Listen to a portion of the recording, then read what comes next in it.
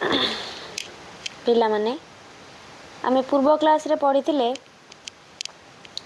कि केउं डुमा ए सब सुंदर तृप्ति को गढ़ी जेमिति किए गढ़ी समुद्र किए गढ़ी प्रकृति को किए गढ़ी ये आकाश जंगल संज आ राति पुणी किए आनी दिए दुख दुर्दशा नहीं ये जे पढ़ी पिला माने एबे आमे आग को पढ़िबा। एथर देख एपाख पहाड़र मथानरू तल पर्यंत खाली पाहाच पाहाच चाष। एपाख पहाड़र मथानरू तल पर्यंत खाली पाहाच पाहाच चाष। पिला माने आमे देखिथिले कि आगରୁ भी पढ़िथिले कौन जिमती पाहाच पाहाच चाष सब हुए जो आमर कौन स्थानांतरण चाष पड़ू चाष प्रभृति पाहाच पाहाच चाष ही करा जाए। यदि पहाड़ को काटी काटी से पाहाच पाहाच करके चाष करा जाते। पहाड़ तले चली जाइछि गोटे भीमंक लंगलसिय बा झोला पहाड़ी नई। से जो पहाड़ तलू जो आसीची नईटी से नईटी किपरि ना भीमंक लंगलसिय परी नाई सेथिरु कब कब करी डेई डेईका पानी चले।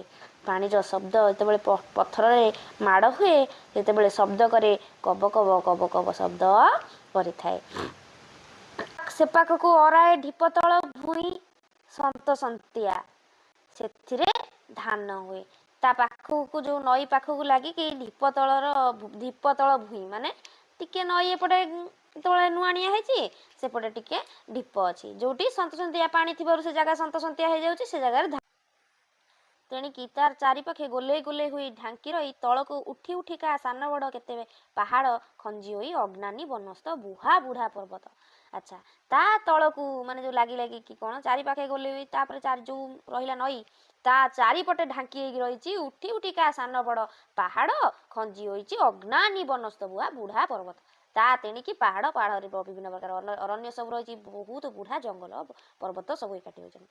शुक्रुजानी दृश्य देखे एवं देखे सामनार से सान पहाड़ को देखे शुक्रुजानी बसिकी देखुची से सामनार से पहाड़ जार मुंड को से आउ लोभ गंध मिसिकी बरसारे कुढ़ाड़ी रे हाणी चंदा करथिले। से पहाड़ को कौन करचंदी ना बरसारे हाणी चंदा करथिले किए किए लोभ गंध आउ शुक्रुजानी जे कि से पहाड़ को हाणी हाणी चंदा करी चाष भूमि कर चंदा कौन से गछ गुछ सब हाणी देछन।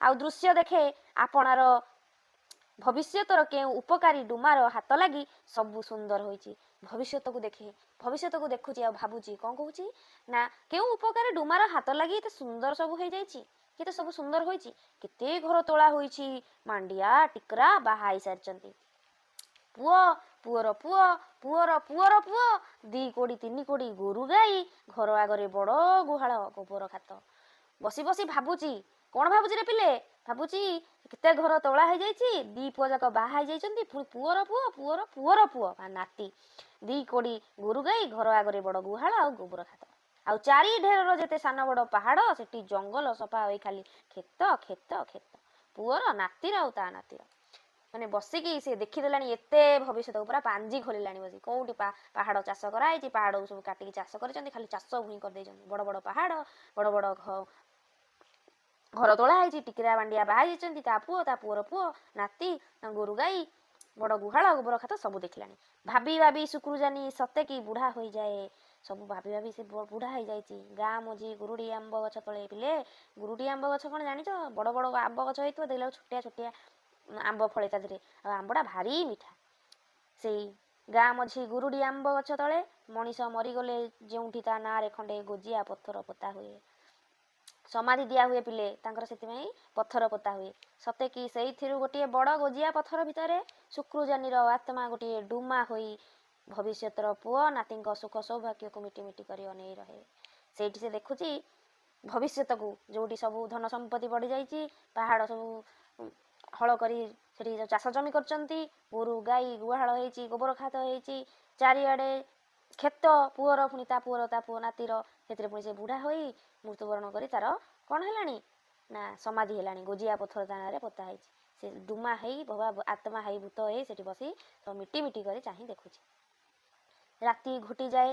ଶୁକ୍ରଜାନି ବାହାର ବଳକୁ ଚିହ୍ନେ। ବାହାର ମାନେ ନିଜ ବାହା, ନିଜର ଯେଉଁ ଆର୍ମ ପାୱାର, ନିଜର ବାହାର ବଳକୁ ଚିହ୍ନେ। ତାହାର ଖାଲି ଭରସା ରଖେ, ନିଜେ ହିଁ ନିଜ ଉପରେ ସେ ଭରସା ରଖେ, ଆଉ ନିଜ ବଳ ଉପରେ ଭରସା ରଖେ, ଆଉ କାହାରି ନୁହେଁ। ସେ ଆଉ କାହା ଉପରେ ଭରସା କରିପାରେ ନାହିଁ।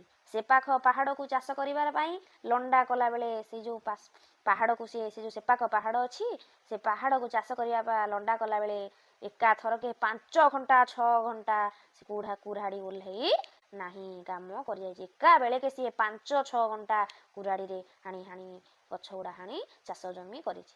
ଅଧିକାରୀ ବା ହାକିମ ସାହାବର 2 ମହଣ ଓଜନର ବୋଝକୁ କାଉଡ଼ି ବା ବାହୁଙ୍ଗି କରି ଏକୁଟିଆ ସେ ଉଠେଇ ନେଇ ପାହାଡ଼ ଡଙ୍ଗର କହିଲେ ବଣ। ଝୋଲା ନାଳ ଲଙ୍ଘି କେତେଥର ମାଙ୍କଡ଼ ଝୋଲା ଗୋଟେ ସ୍ଥାନର ନା, କାକିରି ଗୁମା ଗୋଟେ ସ୍ଥାନ ନାମ। ମାଙ୍କଡ଼ ଝୋଲା ଟିକେ କାକିରି ଗୁମା ବଙ୍ଗଳାରେ ପହଞ୍ଚେଇ ଆସିଛି। କୋଷେ ଗଲେ ପଇସାଏ। ଆବୁଆ ବଳୁଆ ଦେହରେ ଗୋଡ଼ ପେଣ୍ଡା ତାର ପଥର, ଚମଡ଼ାଟି ତାର ବର୍ଷାତି। ପିଲେ ଆବୁଆ ବଳୁଆ ଦେହ।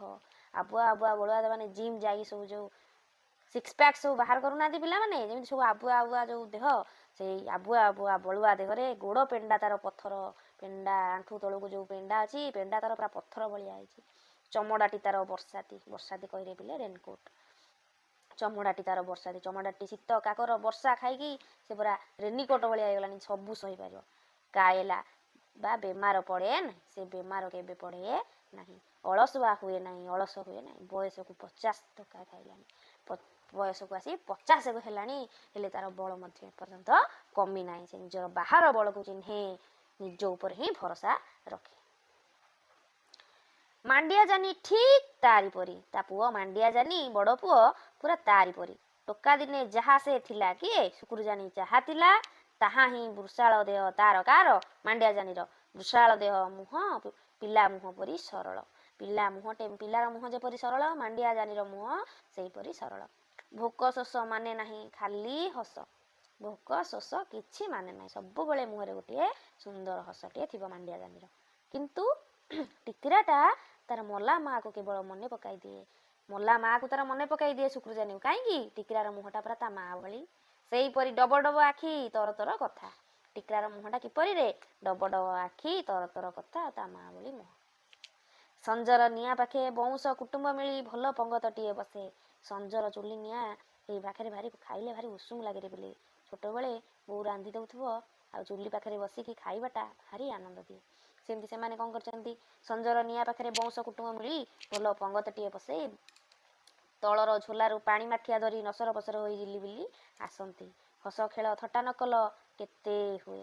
ସେଇ ପାଣି ମାଠିଆ ଧରି ସେ ନଈରୁ ଆସନ୍ତି ଜିଲିବିଲି।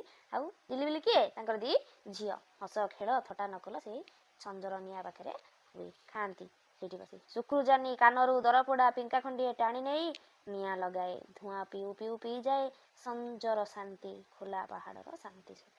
ସେଇଠି ବସି ସେ ପିଙ୍କା ଟାଣେ, ଆଉ ସଞ୍ଜ ବେଳର ଯେଉଁ ଶାନ୍ତିତକ, ପୁରା ସୁନସାନ ଏରିଆରେ ଯେଉଁ ସୁନ୍ଦର ମାନେ ଶାନ୍ତି, ସେଟାକୁ ସବୁ ଅନୁଭବ କରେ। ପିଇଯାଏ ମାନେ କ'ଣ? ଅନୁଭବ କରେ। ଖୋଲା ପାହାଡ଼ର ଶାନ୍ତି ସବୁ ଅନୁଭବ କରେ। ସେଦିନ ଗାଧୁଆ ବେଳ ପାହାଡ଼ ତଳ ଝୋଲାରେ ଜିଲିବିଲି 2 ଭଉଣୀ ଗାଧୋଉଥିଲେ। ପାହାଡ଼ ତଳର ଝୋଲା ମାନେ କ'ଣ? ନଈ। ସେ ତଳେ ନଈ ପାଖରେ ଯାଇ କ'ଣ କରୁଛନ୍ତି? ଜିଲିବିଲି 2 ଭଉଣୀ ଗାଧୋଉଛନ୍ତି। ନାଳର ବାଙ୍କରେ ପରଜା ସ୍ତ୍ରୀ ଲୋକଙ୍କର ତୁଠ। ସେ ଯେଉଁ ନାଳର ବାଙ୍କ ହେଇଛି, ସେ ଯେଉଁ ନଈ ଯାଇଛି, ନଈରେ ବାଙ୍କ ପାଖରେ କାହାର? ନା, ପରଜା ସ୍ତ୍ରୀ ଲୋକଙ୍କର ତୁଠ।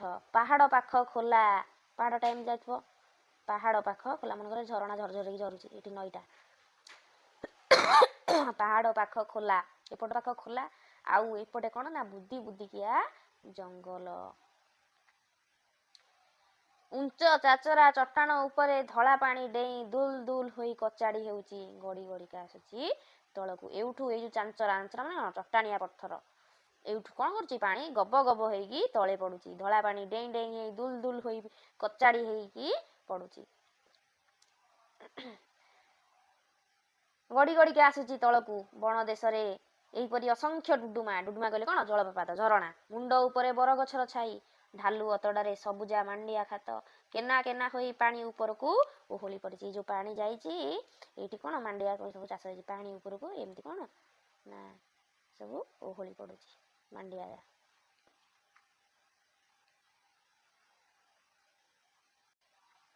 ସରୁ ନାଲି ନାଲି ବାଟ ଚଲା ତୁଠ ରାସ୍ତା, ସାପେଇ ସାପେଇ ଅତଡ଼ାଏ ଅତଡ଼ାଏ। ତାପରେ ସରୁ ନାଲି ନାଲି ବାଟ ଚଲା ତୁଠ ରାସ୍ତା, ତୁଠକୁ ସବୁ ସାପେଇ ସାପେଇ ଅତଡ଼ାଏ ତତଡ଼ାଏ, ଏମିତି ସବୁ କ'ଣ ହେଇଛି? ବାଟ ଚଲା ତୁଠ ରାସ୍ତା। ନାଳର ବାଙ୍କରେ ନିରୋଳାରେ ଜିଲି ଆଉ ବିଲି ଗାଧୋଉଥିଲେ, ବୟସ 17 ଆଉ 14। ବଡ଼ ଝିଅର ବୟସ ହେଲା 17 ଆଉ ସାନ ଝିଅର ବୟସ ହେଲା 14। ପରଜାର ଗାଧୋଇବା ଅଭ୍ୟାସ ଅନୁଯାୟୀ ଦିହେ ଯାକ ଲଙ୍ଗଳା। ପରଜାର ମାନେ ସେମାନଙ୍କର ସେଇ ଯେଉଁ ଜାତି, ସେମାନଙ୍କର ଗାଧୋଇବା, ସେମାନଙ୍କର ପୋଷାକ ପିନ୍ଧିବା ଏତେ କ'ଣ ମାଣ୍ଡାଟୋରି ନଥିଲା। ସେମାନେ ସେଥିପାଇଁ କ'ଣ କରୁଥିଲେ ନା ଗାଧୋଇଲା ବେଳେ ଦୁହେଁ ଉଲଗ୍ନ ହୋଇ ଗାଧୋଉଛନ୍ତି। ଜିଲି ସାମ୍ନାକୁ ମୁହଁ କରି ତାର ପିନ୍ଧା ପାଞ୍ଚୁ ଖଣ୍ଡିକ ଚଟାଣ ଉପରେ କାଚୁଥିଲା। ସେ ଯାହା ପିନ୍ଧିଛି ସେ ପାଞ୍ଚକୁ କ'ଣ କରୁଛି? ଚଟାଣ ଉପରେ କାଚୁଛି। ବିଲି ପାଣି ମାଠିଆଟିକୁ ପାଖରେ ଥୋଇ ଦେଇ ବଳା ଗଣ୍ଠିଏ ପାଣିରେ, ବଳା ଗଣ୍ଠିଏ ପାଣି ମାନେ ଆଣ୍ଠୁଏ ପାଣିରେ ବସି ପଡ଼ି ଖଟା ଚିଲି ଫଳର ସାବୁନ ଫେଣରେ ମୁଣ୍ଡ ରଗଡ଼ୁଥିଲା। ଇଠାର ଗୋଟେ ମାନେ ଖଟା ଲାଗେ ତାକୁ, ସେ ଖଟା ଚିଲି ଫଳ, ସେ ଫଳର ନା କ'ଣ? ଚିଲି, ଯାହାକୁ ମୁଣ୍ଡରେ ଘଷିଲେ ଫେଣ ହୁଏ। ଫେଣ କରିକି ଲଗେଇକି ସେ କ'ଣ କରେ, ସାମ୍ପ ନାହିଁ ନା, ସେ ସବୁ ସେଇଥିରେ ସଫା କରିକି ମୁଣ୍ଡ ରଗଡ଼ୁଥିଲା। ବେଳେ ବେଳେ ପାଣିରେ ମୁଣ୍ଡକୁ ମାଡ଼ି ଦେଇ ଦୁଇ ହାତରେ ପାଣି ଚବର ଚବର କରୁଥିଲା। କାହିଁକି? ସେ ମୁଣ୍ଡ ଧୋଉଛି ପରା। ସେତିକିବେଳେ ଝୋଲା ସେକର ଢିପ ଉପରେ ଭାର କାଉଡ଼ିବା ବାଉଙ୍ଗି ବୋହି କପାଳର ଝାଳ ପୋଛି ପୋଛି ଚାଲିଗଲେ ପରଜା ଯୋଡ଼ିଏ। ସେ ଢିପ ଉପରେ ଦେଇକି କ'ଣ କରୁଛନ୍ତି? ଭାର କାଉଡ଼ି ବୋହି କପାଳର ଝାଳ ପୋଛି ପୋଛି ଚାଲିଗଲେ ପରଜା ଯୋଡ଼ିଏ। ପରଜା ଜାତିର ଦୁଇଟି ଲୋକ ସିଧା ଚାଲିଗଲେ। ସିଧା ତଳେ ତଳେ ଝୋଲା କୂଳେ କୂଳେ ଉଣ୍ଡି ଉଣ୍ଡିକା କୋଳି ଗଛର ହରଡ଼ ଚଢ଼େଇ ଖୋଜିବା ବାହାନାରେ ଖୋଜିବା ବାହାନାରେ କାନ୍ଧରେ ବନ୍ଧୁକ ପକେଇ ଏକର ସେକର ହେଉଥିଲା ଆଉ ଜଣେ ଲୋକ। ସେଠି କ'ଣ ହେଉଥିଲା ନା, ତଳେ କାଉଡ଼ି ବେକରେ ପକେଇକି ଚାଲିଗଲା, କାନ୍ଧରେ ପକେଇ ତଳେ ତଳେ ଝୋଲା କୂଳେ କୂଳେ, ସେ ନଈ କୂଳେ କୂଳେ, ପାହାଡ଼ ତଳେ ତଳେ ନଈ କୂଳେ କୂଳେ ଉଣ୍ଡି ଉଣ୍ଡିକା କୋଳି ଗଛର ଉଣ୍ଡି ଉଣ୍ଡିକା। କାହାକୁ ଉଣ୍ଡୁଛି? ଉଣ୍ଡି ଉଣ୍ଡିକା ମାନେ ପିଲେ ଖୋଜି ଖୋଜି, ମାନେ ଉଣ୍ଡି ଉଣ୍ଡିକା ତେରେଇ ତେରେଇ ଯେଉଁ ଅନେଇବା କ'ଣ କୁହନ୍ତି? ଉଣ୍ଡି ଉଣ୍ଡିକା। କୋଳରେ ଗଛରେ ହରଡ଼ ଚଢ଼େଇ ଖୋଜିବା ବାହାନାରେ କାନ୍ଧରେ ବନ୍ଧୁକ ପକେଇ ଏକର ସେକର ହେଉଥିଲା ଆଉ ଜଣେ ଲୋକ। ଆରେ କାହାକୁ ଉଣ୍ଡୁଛନ୍ତି? ଜିଲି ଆଉ ବିଲିକି। ସେ ସଭ୍ୟ ଜଗତର ଲୋକ, କାରଣ ସେ ଜଙ୍ଘିଆ ପିନ୍ଧିଥିଲା। ସେ କ'ଣ ପିନ୍ଧିଥିଲେ ପିଲେ? ଜଙ୍ଘିଆ। ଅଧା କାମିଜ ପିନ୍ଧିଥିଲା। ଅଧା କାମିଜ କାହିଁ ପିନ୍ଧିଥିଲା? ସେମାନେ ଟିକେ ସଭ୍ୟ, ସେଥିପାଇଁ। ଏଇ ଅଧା ଲଙ୍ଗୁଳି ଦେଶରେ, ଅଧା ଲଙ୍ଗୁଳି ମାନେ ଏମାନେ ସବୁ ଅଳପ ଡ୍ରେସ୍ ପିନ୍ଧୁଥିଲେ। ସେ ଅଧିକାରୀ ହାକିମ, ସେଥିପାଇଁ ସେ ଟିକେ ସଭ୍ୟ, ଜଙ୍ଘିଆ ପିନ୍ଧିଥିଲା ଆଉ ଅଧା କାମିଜ ପିନ୍ଧିଥିଲା। କାରଣ ସେ ବଣ ଗାର୍ଡ, ଜଙ୍ଗଲର ଗାର୍ଡ, ସିଏ ଜଙ୍ଗଲ ଜମାନ ଚପରାସି। ଜଙ୍ଗଲର ଗାର୍ଡ ବା ଜଙ୍ଗଲର କ'ଣ ଜମାନ ଚପରାସି। ତାର କାମ ହେଉଛି ବଣ ଜଗିବା। କିଏ ବଣ ହାଣି ପକାଉଛି ନିଘା କରିବା, ତାର ଦାୟିତ୍ୱ ରଖିବ ସିଏ। କିଏ ବଣ ହାଣି ପକାଉଛି ଧରପଗଡ଼ କରିବା, ହଠାତ୍ ଗର୍ଜନ କରିବା। ଜଙ୍ଗଲ ଜମାନର ଏ ଅଞ୍ଚଳକୁ କମାନ ପଡ଼ିଥିଲା। ଏପଟରେ ଗସ୍ତ ଆସିଥିଲା। କୋଉ ପଟକୁ? ଜୁଲି ବିଲି ଯୋଉ ପଟେ ରହୁଛନ୍ତି। ଗୋଟିଏ ଗଛକୁ ଉଣ୍ଡିବା ବାହାନାରେ କେତେବେଳୁ ସେ ଏପାଖେ ପାଣିକୁ ଚାହୁଁଥିଲା। କୋଉ ପଟେ? ଯୋଉପଟେ ଜିଲି ବିଲି ଗାଧଉଛନ୍ତି। ହଠାତ୍ ଦୃଷ୍ଟି ପଡ଼ିଗଲା ଜିଲିର। ଜିଲି ଦେଖିଦେଲା ସେ ଉଣ୍ଡୁଛି। କିଏ? ଜଙ୍ଗଲ ଜମାନ। ଦି ଭଉଣୀ କିଲିକିଲିଆ ହୋଇ ଉଠି ପଡ଼ିଲେ। ଜିଲି ତାର କାଚିବା ଲୁଗା ବେଢ଼େଇ ହୋଇ ପଡ଼ିଲା। ବେଢ଼େଇ ମାନେ ଘୋଡ଼େଇ ହେଇଯିବା। ବିଲି ଭଉଣୀ ପଛପଟେ ଲୁଚି ଯାଇ ଜାଡ଼କୁ ସିଆଡ଼କୁ ଚାହିଁ ପଛେଇ ପଛେଇ ହାତ ବଢ଼େଇଲା ବରଗଛର ସିଅକୁ, ଯେଉଁଠି ତାର ନାଲି ଲୁଗା ଖଣ୍ଡିକ ପବନରେ ଦୋହଲୁଥିଲା। ନେଇ ଆସି ସିଆଡ଼ୁ ଯାଇ ଲୁଗା ଖଣ୍ଡିକ ଆଣିଦେଲା। ହସରେ ହସରେ ଝୋଲାରୁ ପାଣି ଛଳଛଳେଇ ଉଠିଲା। ଜମାନ ହସି ହସି ଛପିଗଲା ବୁଦା ଆଢ଼ୁଅଳରେ। ଜଙ୍ଗଲ ଜମାନ ଲୁଚିଗଲା। ଏମାନେ ବି କ'ଣ କଲେ? ଲାଜରେ ଛଳ ଛଳ କରିକି ପାଣି ଲୁଗା ପିନ୍ଧି ଓଢ଼ି ପଡ଼ିଲେ। ତରତର କରି ଗାଧୁଆ ଶେଷ କରି ଓଦା ଲୁଗା ଫଡ଼ ଫଡ଼ କରି ଦି ଭଉଣୀ ମାଠିଆ କାଖେଇ ଦୋହଲିକା ଉଠିଗଲେ ଢାଲୁଏ। ଅଦୃଶ୍ୟ ହେବ ଯାଏ ଜଙ୍ଗଲ ଜମାନ ଚାହିଁ ରହିଥିଲା। ମାନେ ଭାବ, ହଠାତ୍ ସେମାନେ ଏମିତି ଉଲଗ୍ନ ଅବସ୍ଥାରେ ଗାଧଉଛନ୍ତି, ଗୋଟେ ପୁଅଟେ ଆସି ଚାହିଁ ରହିବ, ହଠାତ୍ ଝିଅମାନଙ୍କର ରିଆକ୍ସନ୍ କ'ଣ ହେବ? ସେଇଭଳି ଜିଲି ଆଉ ବିଲିଙ୍କର ଅବସ୍ଥା ଥିଲା। ସେମାନେ ଧଡ଼ପଡ଼ ହେଇ ଲୁଗା ଘୋଡ଼ି ହେଇ ପଡ଼ି ଦି ଜଣ ମାଠିଆ କାଖେଇକି ଲାଜରେ ଚାଲି ଯାଉଥିଲେ। ସେ ଯିବା ଯାଏ ସେ ଟୋକା ଅନେଇଥିଲା। କିଏ? ଜଙ୍ଗଲ ଜମାନ ଚାହିଁ ରହିଥିଲା।